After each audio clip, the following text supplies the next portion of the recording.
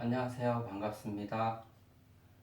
한국보험보장연구소의 고정소장입니다. 제가 한 4년 만에 지금 동영상 강의 촬영을 하거든요. 강의 촬영하는 내용을 페이스북 친구분들도 한번 보시라고 이렇게 라이브 방송을 같이 진행을 합니다. 지금 카메라가 두 대인데 저는 왼쪽 카메라에 일단 초점을 맞춰 설명을 드리겠습니다. 오늘 첫 번째 주제로 잡은 거는요. 변액보험의 진실, 변액보험 왜 망가졌나. 제목을 이렇게 쓰니까 제가 뭐 변액보험을 폄하하는 건 아니고요. 저는 개인적으로 변액보험을 예찬하는 사람 중에 하나입니다. 네, 무튼 변액보험이 왜 망가졌는지에 대해서 우리가 알아보게 되면은 앞으로 관리를 어떻게 해야 될지에 대한 해답을 찾을 수도 있기 때문에 이런 방송을 준비를 했고요. 제가 경제 전문가나 이런 건 아니지만 변액보험을 세일즈하고 그동안 강의해 오면서 제가 경험했던 것들을 말씀드려 보도록 하겠습니다. 오늘 첫 번째 시간은 이제 탄생 배경으로 알아보는 시간인데요. 변액보험이 크게 망가진 걸 두 가지로 꼽자면 가장 많이 얘기 나오는 게 관리를 잘못했다. 그리고 두 번째가 높은 사업비. 하지만 가장 중요한 건 관리의 부재라고 생각을 하고요. 그 중에서 이제 탄생 배경을 한번 알아보도록 하겠습니다. 변액보험은 01년도, 02년도에 종신보험, 적립보험 도입되면서 우리나라에 이제 그 시장에서 세일즈가 되었습니다. 그래서 우리나라 경제 시장을 좀 알아볼 필요가 있고요. 도입될 당시에 무엇이 가장 이제 큰 이슈였는지를 한번 설명드려 보도록 하겠습니다. 코스피를 한번 그려보겠습니다. 코스피가 이렇게 시장이 움직였었죠. 예, 뭐 여러분도 다 아시겠지만 우리나라 코스피는 1980년 1월 4일 날 100포인트로 시작을 했고요. 87년 8월 500포인트를 처음으로 넘어섰었습니다. 그리고 89년 3월에 역사상 처음으로 1000포인트를 넘어섰고요. 그 다음부터 500과 1000에 박스권에서 계속 진행을 했었습니다. 92년 07월이었고요. 94년 09월, IMF 98년 06월이었고요. 99년 다시 12월 1000포인트를 넘어섰고요. 01년 09월, 02년 03월, 03년 03월. 그리고 아시다시피 2007년도 07월 25일 날 역사상 처음으로 2000포인트를 넘어섰었고요.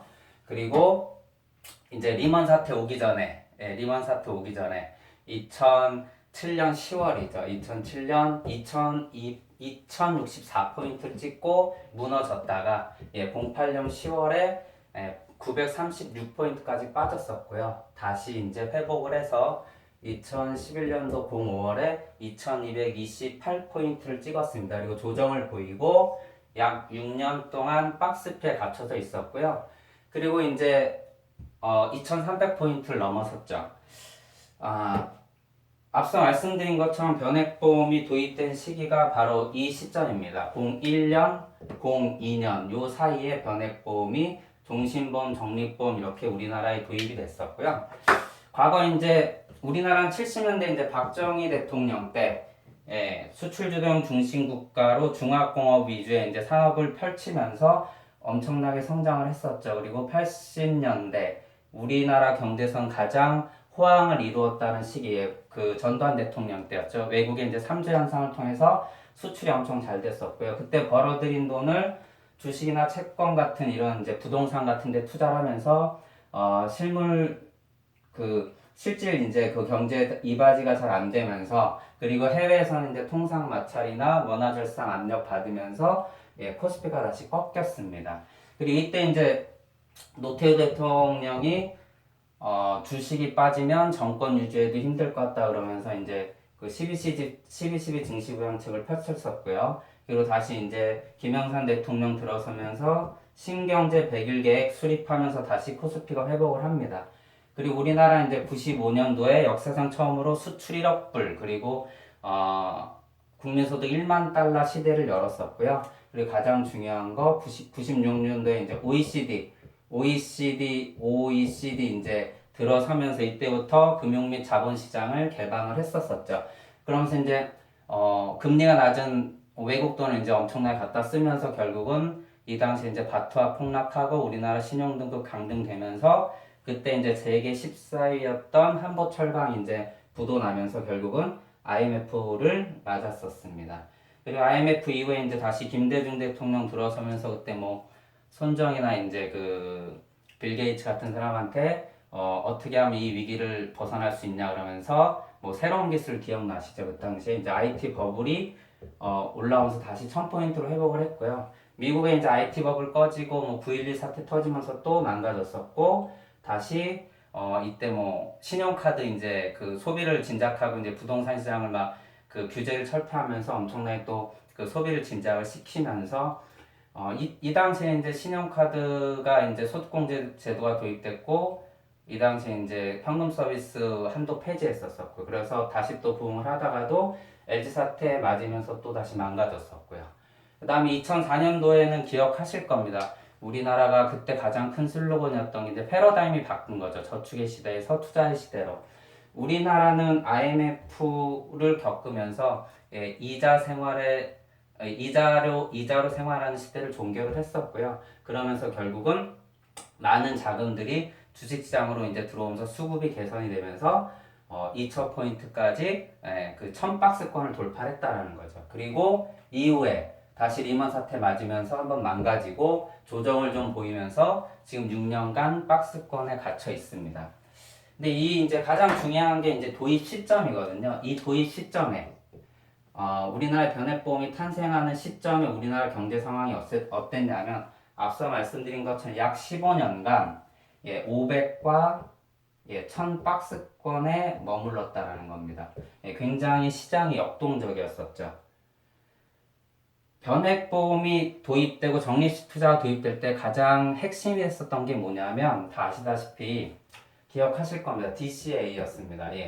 정액 분할 투자법이죠. 달러 코스트 에버리징이라고 해서 주식을 저축하듯이 매일 사는 거였습니다.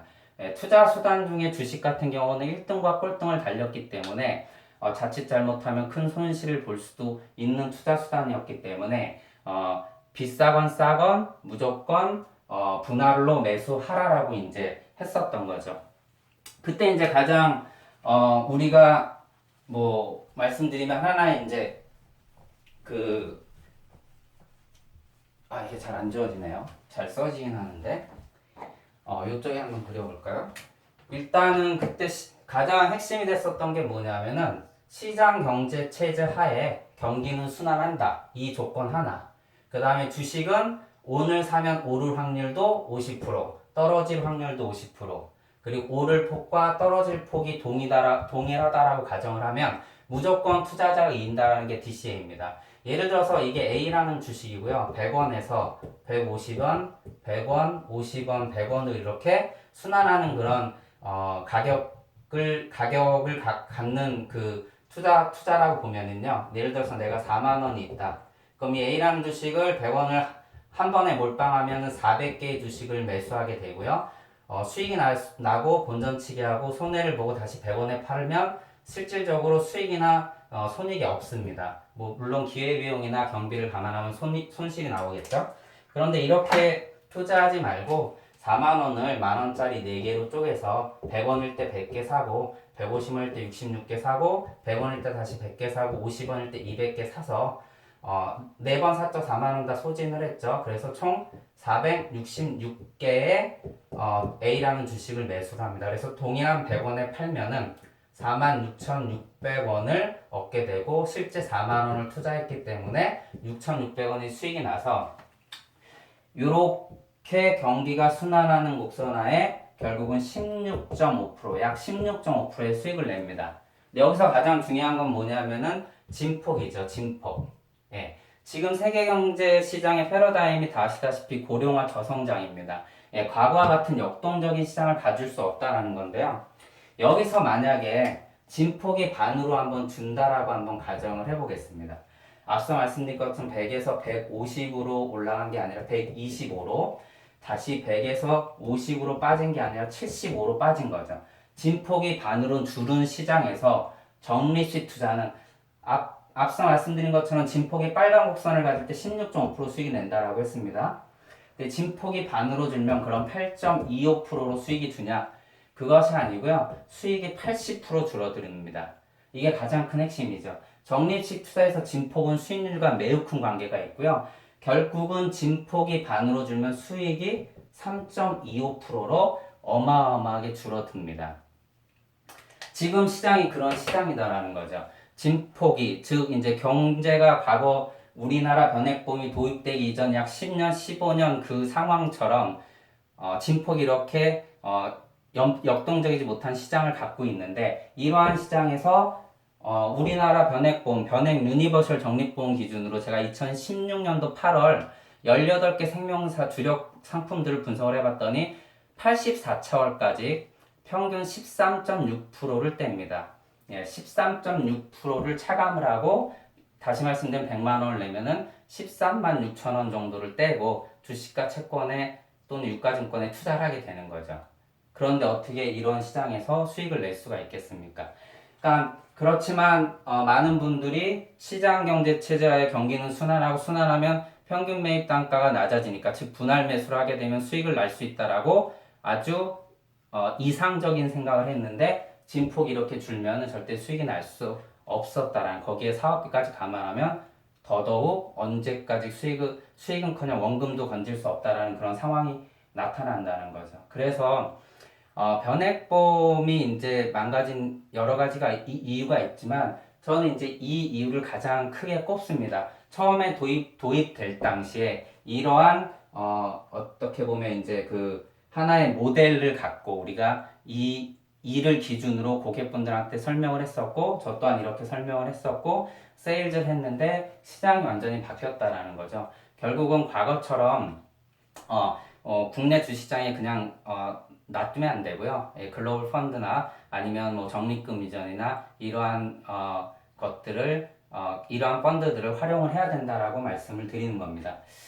제가 이제 이 페이스북 라이브 방송을 하니까 이게 되게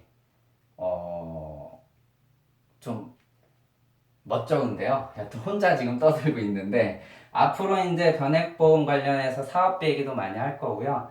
거기에다가 이제 뭐 설득의 심리학을 갖고 보험 영업에 어떻게 활용을 하는지라든가, 보장 분석을 어떻게 해야 되는지라든가, 아니면 보험에서 이제 가장 애매한 것들 있지 않습니까? 종신보험을 가입할지 정기보험을 가입할지 이러한 것들의 자료를 가지고 여러분들께 계속 방송으로 찾아뵙겠습니다. 저는 이 세 가지로 공부를 많이 했습니다. 예. 고경호의 돈 읽어주는 작가, 그리고 최진기의 생존경제, 그 이준의 손에 잡히는 경제. 예, 이쪽에서 공부를 하고 지금처럼 정리를 한번 해본 건데요. 조금이라도 도움 되셨으면 합니다. 고맙습니다.